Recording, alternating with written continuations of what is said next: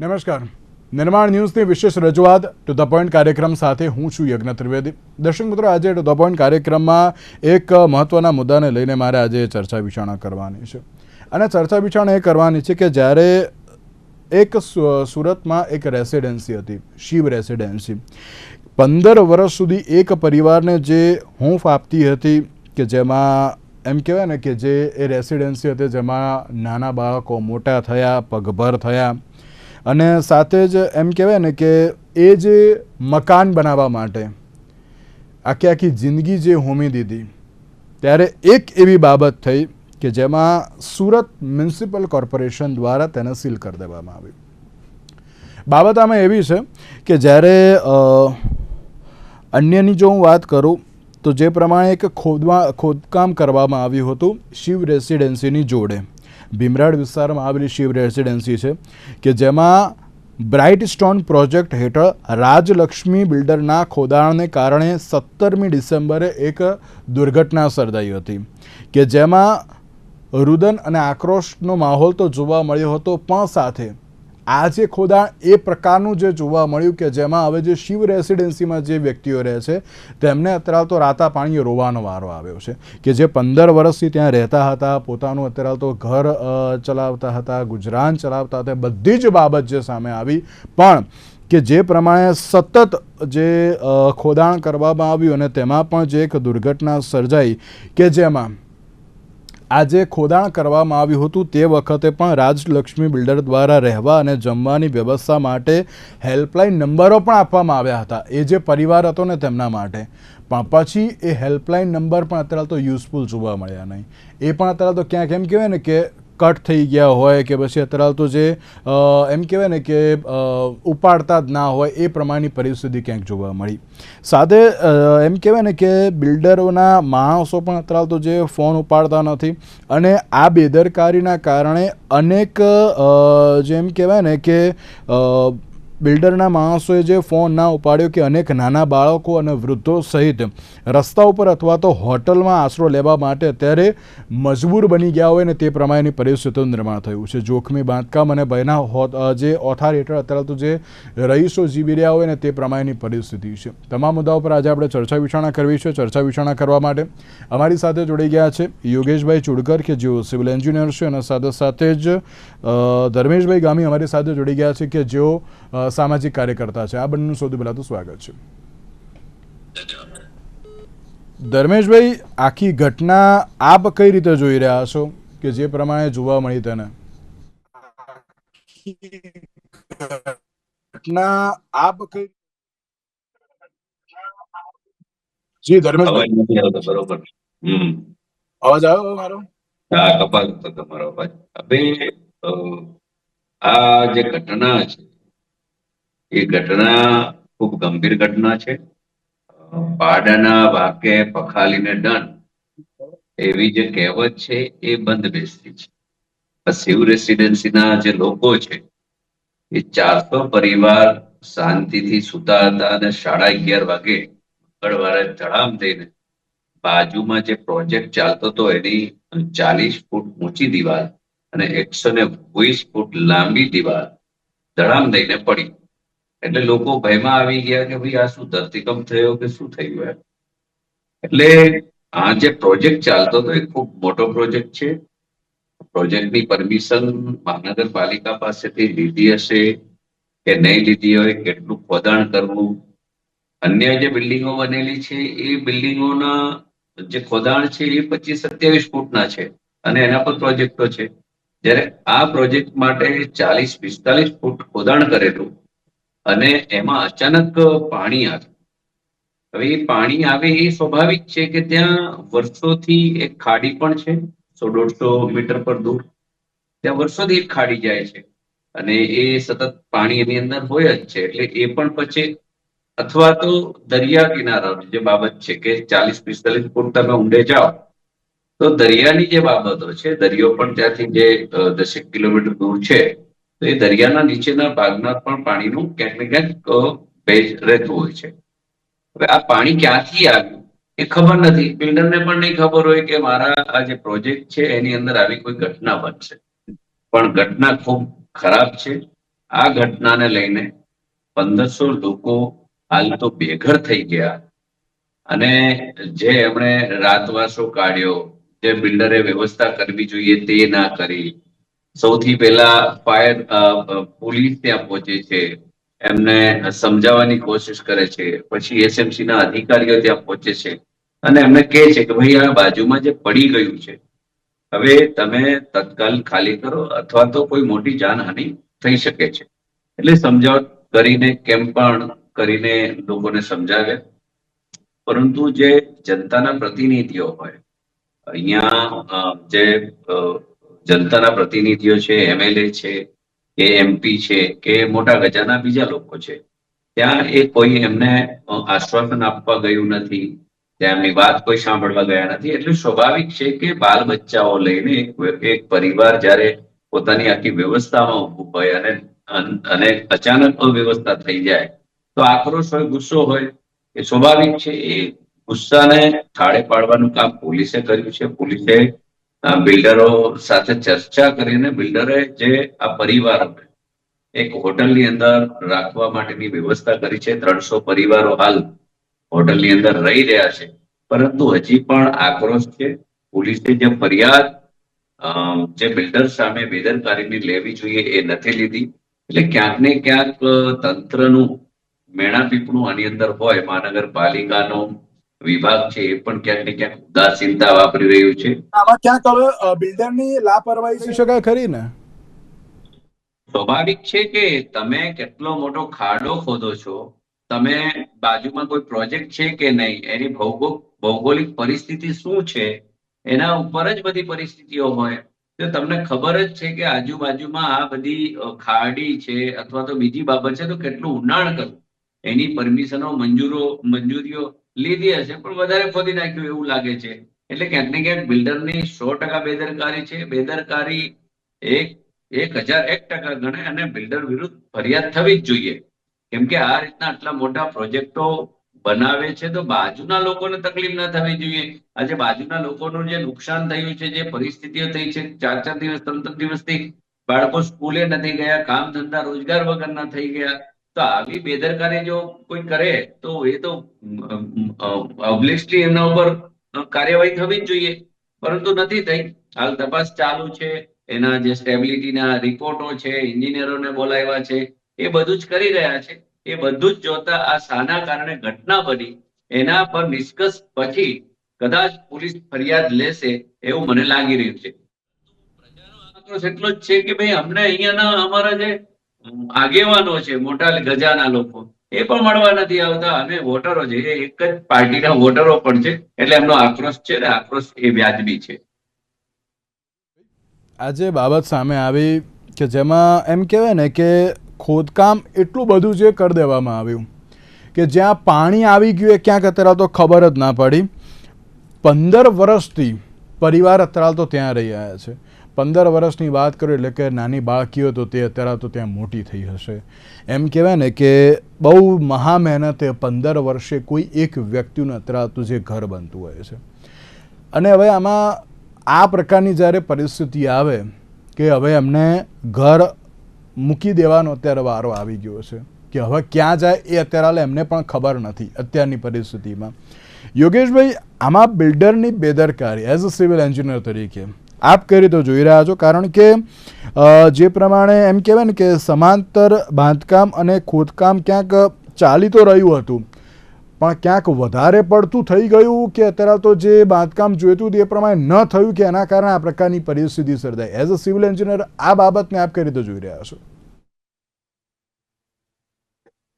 સુરતમાં આ જે બનાવ બન્યો એ ખરેખર આજના મોડર્ન જમાનામાં ટેકનિકલ સુવિધાઓ, ટેકનિકલ જ્ઞાન વગેરે હોવા છતાં બને એ બહુ શરમજનક વાત છે. હવે જે કંઈ નવું મકાન બનવાનું હતું, નિર્માણાધીન જે કંઈ ફ્લેટ બનવાના હતા એ ઓછામાં ઓછા 15 માળના હશે એવું હું માનું છું. અને એના માટે પાર્કિંગ માટે નીચે ભોંયરું અથવા ખાડા ખોદ્યા છે એ 50 ફૂટ ઊંડા, એટલે એટલીસ્ટ 3 માળની -3 બેઝમેન્ટ થાય એ ગણતરીથી આ કામ થઈ રહ્યું છે.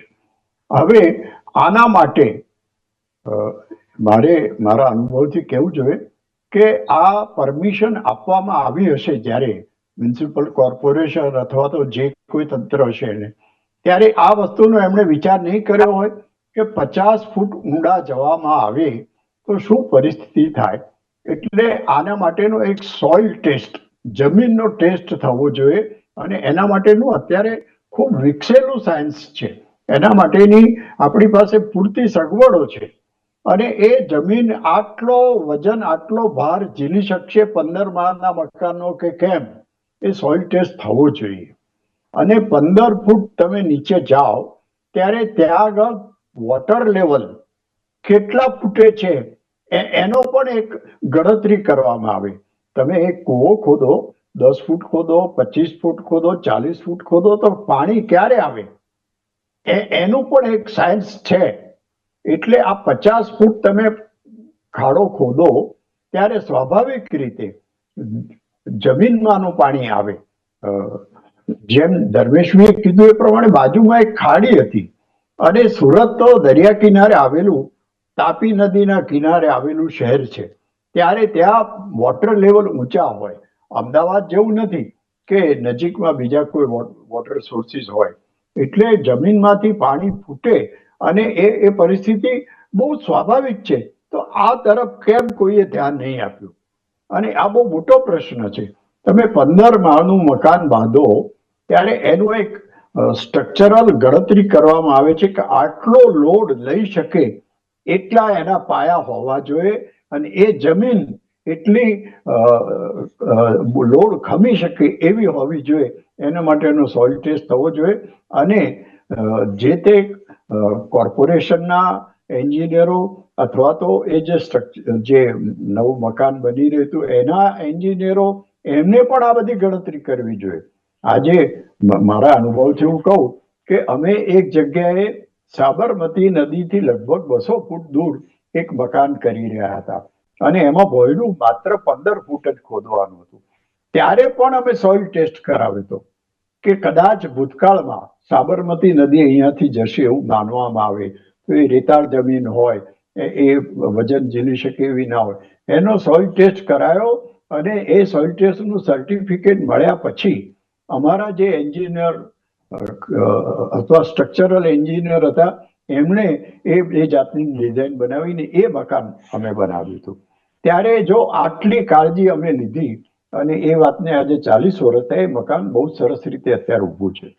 પણ બાજુમાં એક આટલું મોટું, એ પણ 12 માળથી ઊંચું હોય એવું મકાન, જે અખબારી ફોટોગ્રાફમાં દેખાય છે એ પ્રમાણે 12 માળથી ઊંચું હશે તો એનો પણ લોડ હોય. આ લોકોએ બાજુમાં આરસીસી ની દિવાલ ભોંયરા માટે બનાવી છે એવું જાણવા મળ્યું છે. પણ એના કારણે બાજુના જે ફ્લેટ હતા એમાં જે ફ્લોરિંગ હોય, એના જે ટાઇલ્સ હોય એ બેસવા માંડ્યા હતા સવારે 10 વાગે.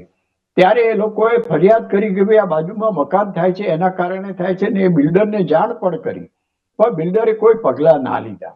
હવે પગલાં તો બીજા શું લે, 50 ફૂટ ખોદ્યું ત્યારે આ વિચાર કરવો જોઈતો હતો. હવે ખોદ્યા પછી ત્યાં પાણી અંદરથી ફૂટી નીકળ્યું અને એક તળાવ ભરાય એટલું પાણી ત્યાં આવ્યું.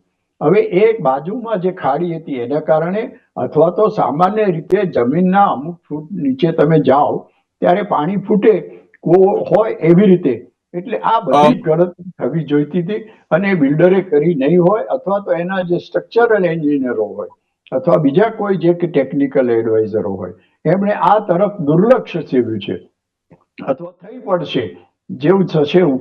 એટલે આ 300 જેટલા પરિવારોના 1200 માણસોને અત્યારે ત્યાં 3 દિવસ સુધી પોતાના એ ફ્લેટમાં નહીં જવાનું એવી સૂચના આપવામાં આવી છે. હવે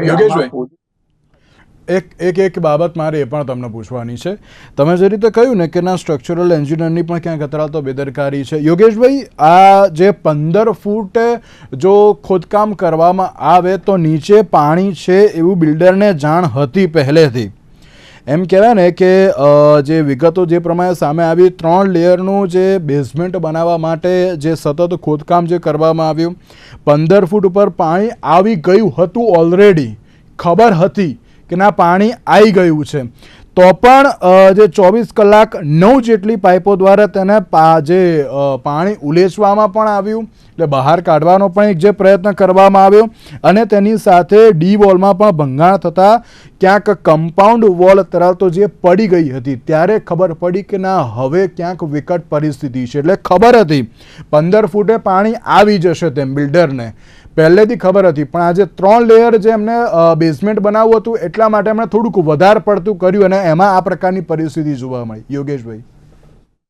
હા, એટલે આ સિવિલ એન્જિનિયરનો આ એક ટેકનિકલ પ્રશ્ન છે કે 15 ફૂટે પાણી આવ્યું એનો અર્થ એવો કે આ જમીનમાં ક્યાંક ને ક્યાંકથી પાણી ફૂટે છે અથવા તો પાણીનો સંગ્રહ ત્યાં છે. આ 15 ફૂટે જો ખ્યાલ આવ્યો તો છેક 50 ફૂટ સુધી ઊંડે ખોદવાની વાત કરવામાં આવે તો મને લાગે છે કે આ આખો પ્રશ્નને બહુ વિચાર કરવો પડે, અને ત્યાં આટલું મોટું મકાન બાંધવાનું 15 માળનું કે 12 માળનું જે હોય તે એ વાતની ઉપર એમને વિચાર કરવો જોઈએ કે આ કરીશું તો બાજુનું મકાન તો પડી ગયું, પણ એ પોતે જે મકાન બનાવે છે એ પણ એનો લોડ કેટલો સહન કરી શકશે. કદાચ આ બાજુના મકાનમાં ના થયું હોત, આ નિર્માણાધીન નવું મકાન તૈયાર થયું હોત, એના ફ્લેટો તૈયાર થયા હોત 10 માળ 12 માળ 15 માળના, તો એમાં જે રહેવા જાય એની શું પરિસ્થિતિ થાય? ધરતીકંપ તો એક આખી જુદી વસ્તુ છે, પણ એ લોડ સહન ના કરી શકે ને ધીમે ધીમે આખું મકાન નીચે બેસી જાય અથવા તો પડી જાય. આ પરિસ્થિતિ એ બિલ્ડરે વિચારવી જોઈતી હતી, એમના કન્સલ્ટિંગ એન્જિનિયરો એમણે પણ વિચારવી જોઈતી હતી કે 15 ફૂટે પાણી આવે એવી જમીન ઉપર આપણે આટલું મોટું મકાન બાંધવાનું વિચારીએ છીએ તો એ જોખમકારક છે એ વસ્તુ. પણ અત્યારે તો મારે એ શબ્દ વાપરવો નથી, પણ કોર્પોરેશન સાથે એમણે કઈ જાતનો આ પ્લાન મૂક્યા છે ને કેવી રીતે પાસ કર્યા છે અને આની બાબતે કોઈ વિચાર કર્યો હશે કે કેમ. એટલે આ બહુ મોટો ગંભીર ગુનો છે અને આની ઉપર જે તે બિલ્ડર ઉપર પગલા લેવા જોઈએ. બાજુના મકાનવાળાને જે નુકસાન થયું, હવે એમણે તો 15 વર્ષ પહેલા ત્યાં રહેવા ગયા હતા ત્યારે કેટલા પૈસા ખર્ચીને મકાન લીધું હશે, રાત રચેલું કર્યું હશે, અત્યારે એમને ઘર છોડીને જવાનું આવ્યું તો નાહીને બીજે દાડે કયા કપડાં પહેરવા એ પણ પ્રશ્ન હશે. ખાવાનો તો એમ માનો કે કોર્પોરેશન કે બિલ્ડર તરફથી હોટલમાં વ્યવસ્થા કરી, પણ એમની ઘર વખરી જે હતી એનું શું? અને પોતાનું ઘર છોડીને હવે 3 દિવસની અત્યારે તો મુદત આપી છે, પણ 3 દિવસમાં કઈ બધું સુધરી જશે એવું પરિસ્થિતિ નથી. એટલે કાયમ માટે એ ફ્લેટ વાળાને માટે તો એક જોખમ આવીને ઉભું રહ્યું કે હવે અમારે બાકીની જિંદગી કાઢવી કેવી રીતે? આટલા પૈસા ખર્ચીને આટલું ઘર વસાવ્યું, આ પરિવાર ત્યાં મોટો થયો, એ બધા જશે ક્યાં? એટલે આ એક સામાજિક પ્રશ્ન ઉભો થયો અને આ બિલ્ડરને કારણે ટેકનિકલ પ્રશ્ન ઉભો થયો છે. એની ઉપર ગંભીર વિચારણા થવી જોઈએ અને ભવિષ્યમાં આવા બનાવો ના બને એની પૂરતી કાળજી તંત્ર દ્વારા થવી જોઈએ. બિલકુલ બિલકુલ સાચી વાત છે. અને એટલે જ અત્યારે તો સવાલ એ થતો હોય છે, ઘણા બધા જે વ્યક્તિઓની એક જે પરિસ્થિતિ સામે આવી, એક વ્યક્તિએ ત્યાં એમ પણ કહ્યું કે મારા પતિને અત્યારે તો પોલિયો છે, એ ચાલી શકતા નથી, એ અત્યારે તો કેવી રીતે બહાર આવે? અમે તો માત્ર 2 જોડી કપડાં લઈને અત્યારે તો બહાર આવી ગયા છે, તો અમારી કયા પ્રકારની પરિસ્થિતિ થશે?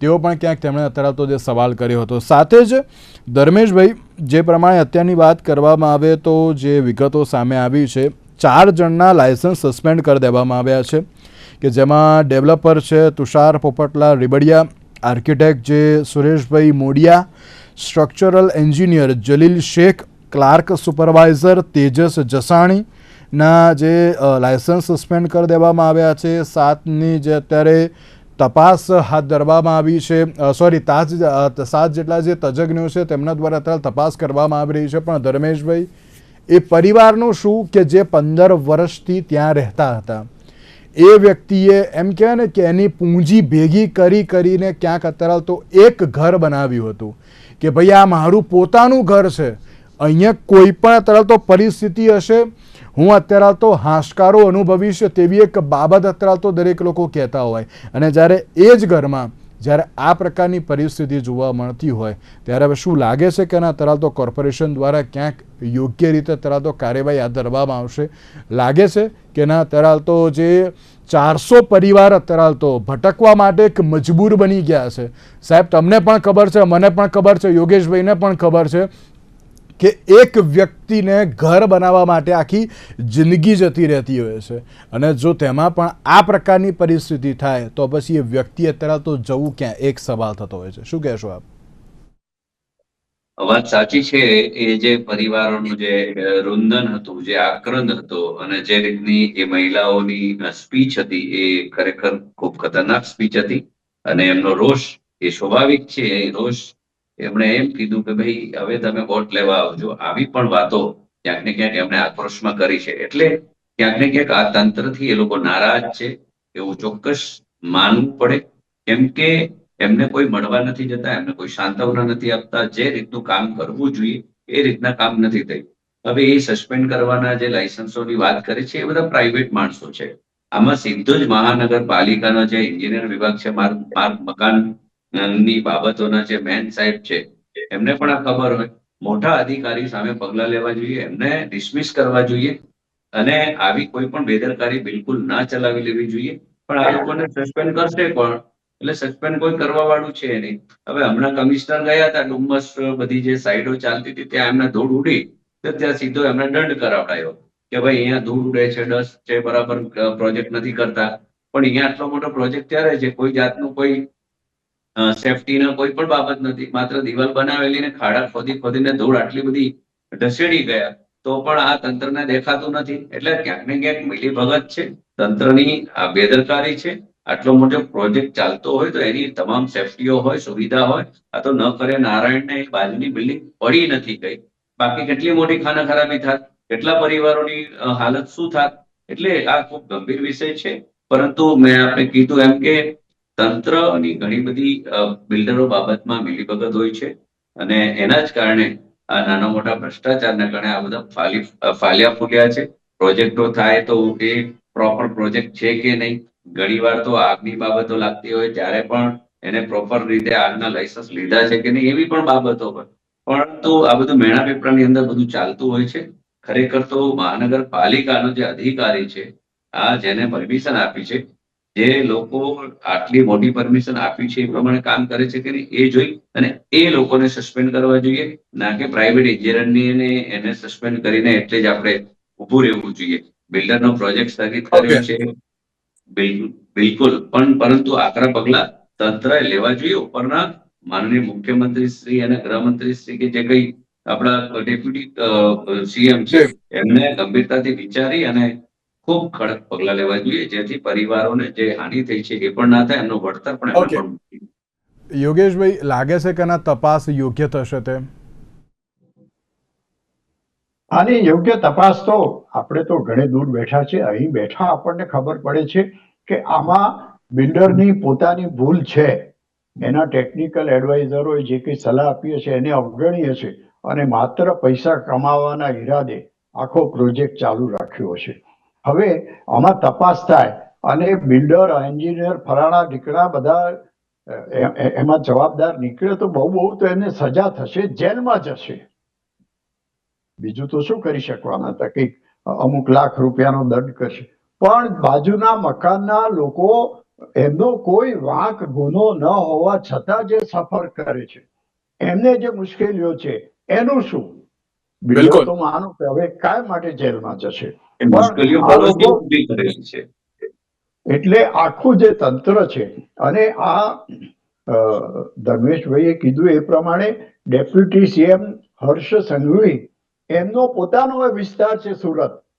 ત્યાં એમને કોઈ એવી પરિસ્થિતિ ઊભી કરવી જોઈએ કે આવા બનાવો ભવિષ્યમાં ના બને, અને આ જે મુશ્કેલીમાં મુકાયા છે એ પરિવારોને કોઈ પણ રીતે કંઈક મદદ મળવી જોઈએ. એમને સ્થાયી થવા માટેની કોઈ વ્યવસ્થા કરવી જોઈએ. ભવિષ્યમાં એ લોકો ક્યાં જઈને રહેશે? 3 દિવસ સુધી તમારા ફ્લેટમાં ના જશે એવું કહ્યું છે. 3 ના 30 દિવસ થશે. આમાં કોઈ તાત્કાલિક એનો સેફટી ઉપાય તો છે જ નહીં. એટલે આના માટે જે જવાબદાર છે એને તો સજા થશે, પણ જે લોકોએ સહન કર્યું છે એ લોકોને કોઈક મદદ મળે ને એમને રાહત મળે એ જાતના પગલાં સરકારે, કોર્પોરેશને અથવા જે તે તંત્રે લેવા જોઈએ એવું મારું માનવું છે. બિલકુલ. આપ સાથે જોડાયા આપ બંનેનો ખૂબ ખૂબ આભાર. દર્શક મિત્રો, સવાલ અહીંયા એ જ આવીને ઊભો રહે છે કે જ્યારે શિવ રેસિડેન્સીની વાત થતી હોય, મેં જે રીતે એક બાબત કહી ને કે એક ઘર બનાવતા એ સાહેબ આખું જિંદગી જતી રહેતી હોય છે, અને જ્યારે એક ઘર બનાવ્યું ને તેમાં પણ આ પ્રકારની પરિસ્થિતિ જોવા મળે ત્યારે હવે વ્યક્તિ જાય તો જાય ક્યાં 400 પરિવારને ક્યારે ન્યાય મળશે, કેવી રીતે મળશે તે તો આવનારો સમય જ બતાવશે. તેની સાથે જ સવાલ પણ એ જ છે કે શું કોર્પોરેશન દ્વારા કોઈ પગલાં લેવામાં આવશે કે પછી ભીનું સંકેલવામાં આવશે તે પણ હવે જોવાનું રહ્યું. આજના વિશેષ કાર્યક્રમ મને આપશો. નમસ્કાર.